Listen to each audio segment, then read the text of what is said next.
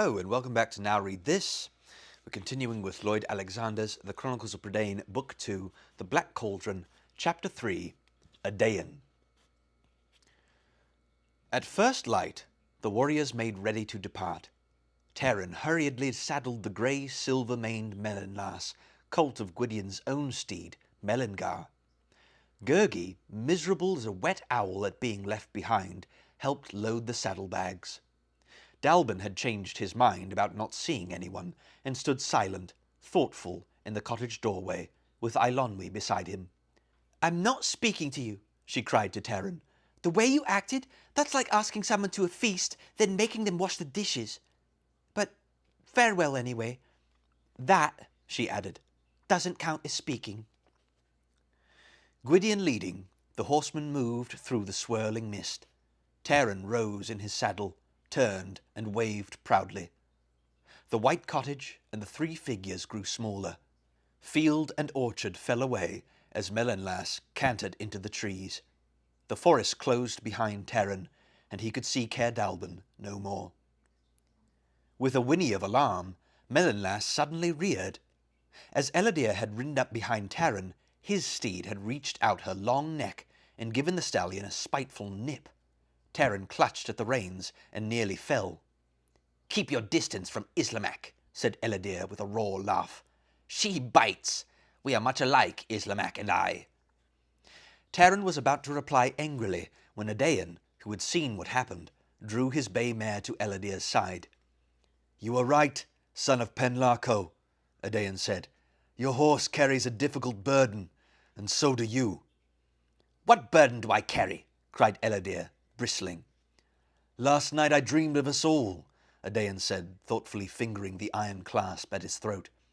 "You I saw with the black beast on your shoulders. Beware, Ellidyr, lest it swallow you up," he added, the gentleness of his tone softening the harshness of his counsel.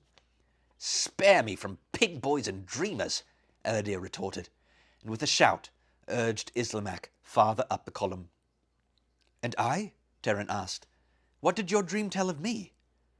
"You," answered Prydain, after a moment's hesitation. "You were filled with grief." "What cause have I to grieve?" asked Taran, surprised. "I am proud to serve Lord Gwydion, and there is a chance to win much honour, more than by washing pigs and weeding gardens." "I have marched in many a battle host," Prydain answered quietly, "but I have also planted seeds, and reaped the harvest with my own hands, and I have learned there is greater honour in a field well ploughed than in a field steeped in blood." The column had begun to move more rapidly, and they quickened their steeds' gaits. Prydain rode easily and skilfully, head high, an open smile on his face. He seemed to be drinking in the sights and sounds of the morning. While Fflewddur, Dolly, and Cole kept pace with Gwydion, and Ellidyr followed sullenly behind King Morgant's troop, Taran kept to Prydain's side along the leaf-strewn path. As they spoke together to ease the rigours of their journey, Taran soon realised there was little Prydain had not seen or done. He had sailed far beyond the Isle of Mona, even to the northern sea. He had worked at the potter's wheel, cast nets with the fisher folk, woven cloths at a loom of the cottagers, and, like Taran, laboured over the glowing forge. Of forest lore he had studied deeply, and Taran listened in wonder as Prydain told the ways and natures of woodland creatures, of bold badgers and cautious dormice and geese winging under the moon. "There is much to be known," said Prydain, "and above all much to be loved, be it the turn of the seasons or the shape of a river pebble. Indeed, the more we find to love, the more we add to the measure of our hearts." Prydain's face was bright in the early rays of the sun, but a trace of longing had come into his voice. When Taran asked him what was amiss, he did not answer immediately, as though he wished to hold his own thoughts. "My heart will be lighter when our task is done," Prydain said at last. "Arianlyn, my betrothed, waits for me in the northern domains, and the sooner Aron's cauldron is destroyed, the sooner may I return to her." By day's end they had become fast friends. At nightfall, when Taran rejoined Gwydion and his companions, Adain camped with them. They had already crossed Great Avron and were well on their way to the borders of King Smoit's realm. Gwydion was satisfied with their progress, though he warned them the most difficult and dangerous portion of their journey was to come. All were in good spirits, save Dolly, who hated riding horseback and gruffly declared he could go faster afoot. As the companions rested in a protected grove, Fflewddur offered his harp to Adain and urged him to play. Adain, sitting comfortably with his back against a tree, put the instrument to his shoulder. For a moment he was thoughtful, his head bowed, then his hands gently touched the strings. The voice of the harp and Adain's voice twined one with the other in harmonies Taran never before had heard. The tall man's face was raised towards the stars, and his grey eyes seemed to see far beyond them. The forest had fallen silent, the night sounds were stilled. The song of Adain was not a warrior's lay, but one of peacefulness and deep joy, and as Taran listened, its echoes rang again and again in his heart. He longed for the music to continue, but Adain stopped, almost abruptly, and with a grave smile handed the harp back to Fflewddur.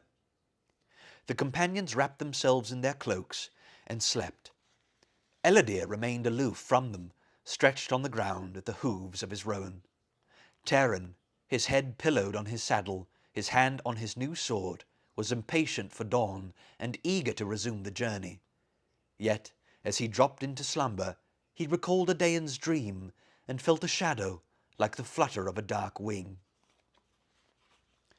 The next day the companions crossed the river eastward and began bearing northward.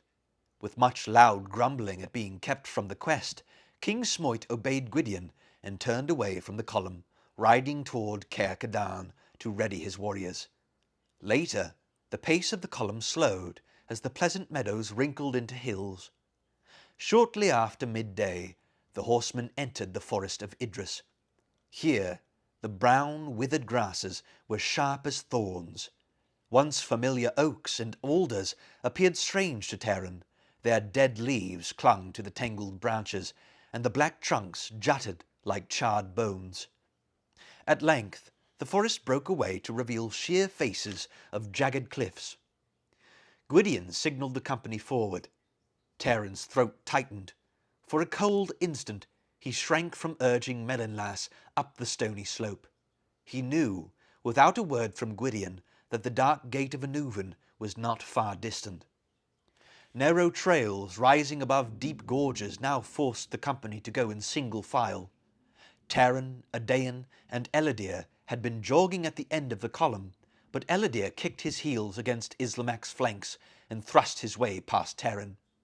"Your place is at the rear, pig boy," he called. "And your place is where you earn it," cried Taran, giving Melynlas rein to strive ahead. The horses jostled, the riders struggled knee against knee. Islamac reared and neighed wildly. With his free hand, Ellidyr seized the bridle of Melynlas to force the stallion back. Taran tried to turn his mount's head, but Melynlas, in a shower of pebbles, slipped from the trail to the steep slope. Taran, flung out of the saddle, clutched at the rocks to break his fall. Melynlas, more sure-footed than his master, regained his balance on a ledge below the trail. Taran, sprawled flat against the stones, tried vainly to clamber back to the path. Adain dismounted instantly, ran to the edge of the slope, and attempted to grasp Taran's hand. Ellidyr too dismounted. He brushed Adain aside, leapt down, and seized Taran under the arms. With a powerful heave, he lofted Taran like a sack of meal to the safety of the trail. Picking his way towards Melynlas, Ellidyr put his shoulder beneath the saddle girth and strained mightily. With all his strength, little by little, he raised Melynlas until the stallion was able to clamber from the ledge. "You fool!" Taran threw back at Ellidyr, racing to Melynlas and anxiously examining the steed. "Has your pride crowded all the wits out of your head?" Melynlas, he saw with relief, was unharmed. Despite himself, he glanced at Ellidyr in amazement, and not without a certain admiration. "I have never seen such a feat of strength," Taran admitted. Elodie, for the first time, seemed confused and frightened. "I did not mean for you to fall," he began. Then he threw back his head, and with a mocking smile he added, "My concern is for your steed, not your skin." "I too admire your strength, Elodie," Adain said sharply, "but it is to your shame you proved it thus.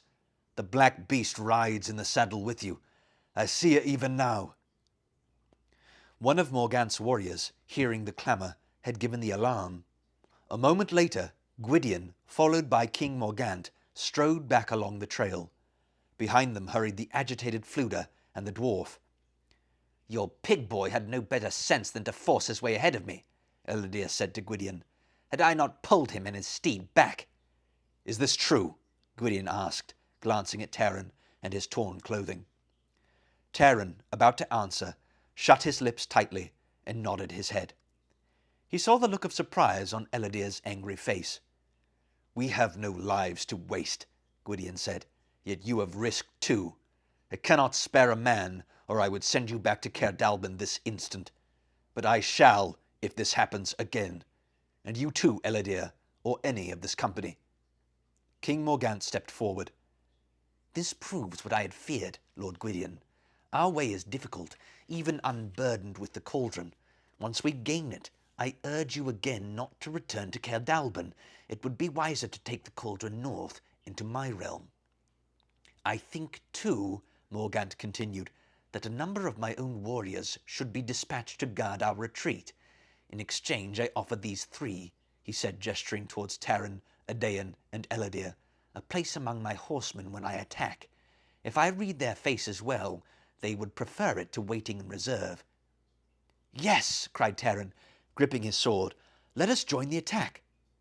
Gwydion shook his head. "The plan shall be as I set it. Mount quickly. We have already lost much time." King Morgant's eyes flickered. "It shall be as you command, Lord Gwydion." "What happened?" whispered Fflewddur to Taran. "Don't tell me Elodie wasn't to blame somehow. He's a troublemaker, I can see it. I can't imagine what Gwydion was thinking of when he brought him along."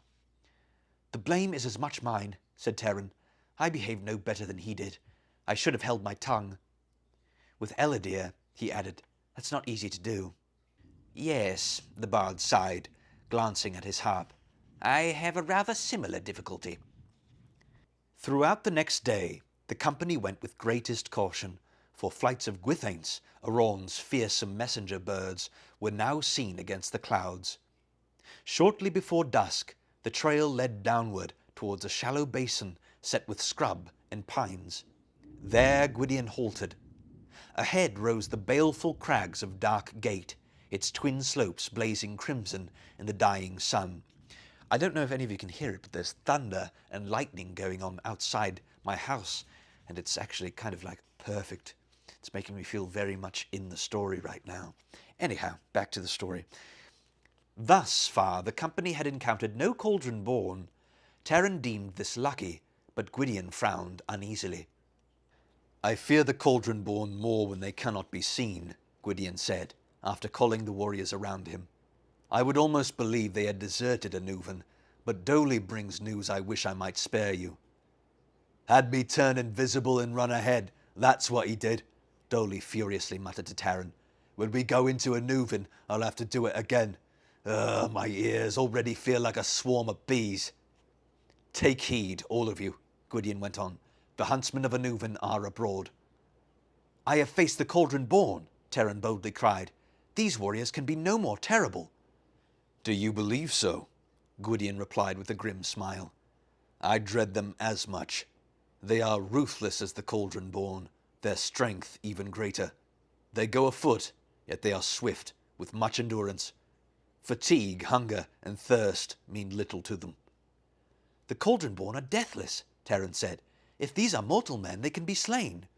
"They are mortal," Gwydion answered, "though I scorn to call them men. They are the basest of warriors, who have betrayed their comrades, murderers who have killed for the joy of it. To indulge their own cruelty, they have willingly chosen Aron's realm, and have sworn allegiance to him with a blood oath even they cannot break.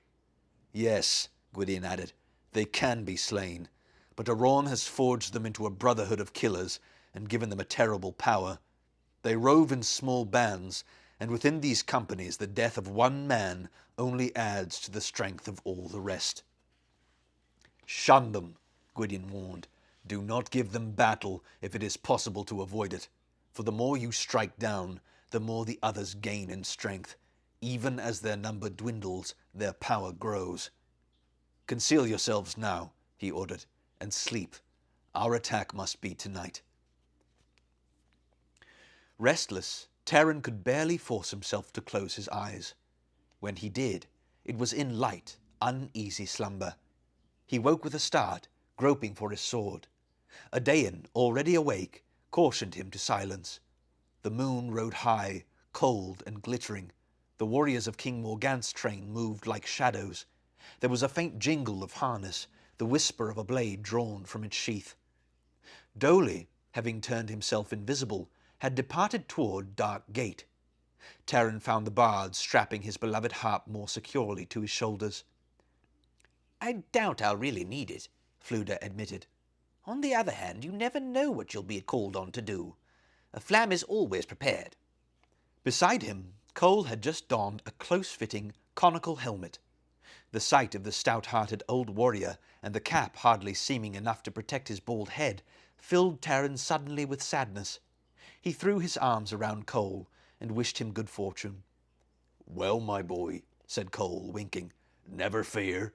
We'll be back before you know it. Then off to Caer Dallben, and the task is done." King Morgant, cloaked heavily in black, halted at Taran's side. "It would have done me honour to count you among my men," he said. "Gwydion has told me a little of you, and I have seen you for myself. I am a warrior, and recognize good metal." This was the first time Morgant had ever spoken directly to him, and Taran was so taken aback with surprise and pleasure that he could not even stammer out an answer before the war leader strode away to his horse. Taran caught sight of Gwydion astride Melingar and ran to him. "Let me go with you," he pleaded again. "If I was man enough to sit with you in council and to come this far, I am man enough to ride with your warriors."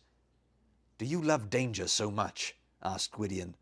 "Before you are a man," he added gently, "you will learn to hate it. Yes, and fear it, too, even as I do." He reached down and clasped Taran's hand. "Keep a bold heart. Your courage will be tested enough." Disappointed, Taran turned away. The riders vanished beyond the trees, and the grove seemed empty and desolate. Melinlas, tethered among the other steeds, whinnied plaintively. "This night will be long," Adain said, looking intently past the shadows at the brooding heights of Dark Gate. "You, Taran, shall stand first watch, Elendil second, until the moon is down." "So you shall have more time for dreaming," Elendil said with a scornful laugh. "You will find no quarrel with my dreams tonight," replied Adain good-naturedly, "for I will share the watch with both of you. Sleep, Elendil," he added, "or if you will not sleep, at least keep silent." Elendil angrily wrapped himself in his cloak and threw himself on the ground near Islamak. The rowan whickered and bent her neck, nuzzling her master. The night was chill. Frost had begun to sparkle on the dry sedge, and a cloud trailed across the moon. Adain drew his sword and stepped to the edge of the trees. The white light caught his eyes, turning them brilliant as starshine. He was silent, head raised, alert as a wild creature of the forest. "Do you think they've gone into Anuvan yet?" Taran whispered. "They should soon be there," Adain answered. "I wish Gwydion had let me go with him," Taran said with a certain bitterness, "or with Morgant." "Do not wish that," Adain said quickly. His face held a look of concern. "Why not?" asked Taran, puzzled. "I would have been proud to follow Morgant. Next to Gwydion, he is the greatest warlord in Prydain." "He is a brave and powerful man," Adain agreed, "but I am uneasy for him. In my dream, the night before we left, warriors rode a slow circle around him, and Morgant's sword was broken and weeping blood." "Perhaps there's no meaning to it," Taran suggested, as much to reassure himself as Adain. "Does it always happen that your dreams are always true?" Adain smiled. There is truth in all things, if you understand them. You never told me what you dreamed of the others, Terran said. Of Cole, or good old Doley, or yourself for the matter of that. Adain did not reply, but turned again and looked toward Dark Gate. Unsheathing his sword, Terran moved worriedly to the edge of the grove. Hey, you want to buy something? You can check the description for my books and audiobooks. Thank you so much for watching, and don't forget to like and subscribe for more content.